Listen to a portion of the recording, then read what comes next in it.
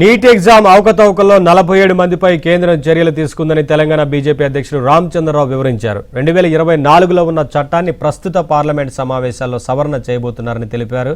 పరీక్ష పేపర్ల లీకేజీలకు పాల్పడే వారిపై కేంద్రం కఠినంగా వ్యవహరించడంతో పాటు వారికి 10 ఏళ్ల జైలు, 15 కోట్ల రూపాయల జరిమానా విధించేలా కొత్త చట్టాన్ని తీసుకురానున్నారని రామచంద్రరావు తెలిపారు. ఆ అధికారుల ఒక నిర్లక్ష్యం వలన ఇంకేదో కారణం వలన అయితే దాదాపు 47 మంది అధికారులని ఎన్టీఏకి బదిలీ కూడా చేయడం జరిగింది. ఇప్పుడు ఈ 24 చట్టం ఏదుందో 2024 చట్టం ఏదుందో దీన్ని ఇప్పుడు సవరణ చేయబోతా ఉన్నారు పార్లమెంట్లో.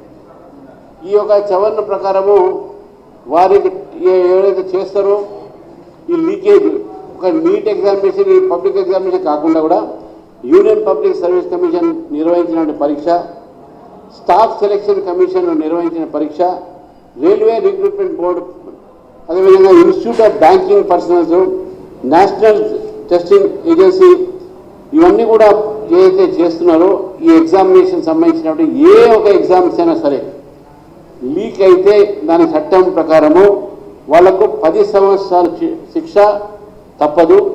అదేవిధంగా 15 కోట్ల దాకా ఫైన్. ఇంతకుముందు ఓన్లీ 1 crore ఫైన్ ఉండే, ఇప్పుడు 15 కోట్ల దాకా ఫైన్ అవుతా ఉంది.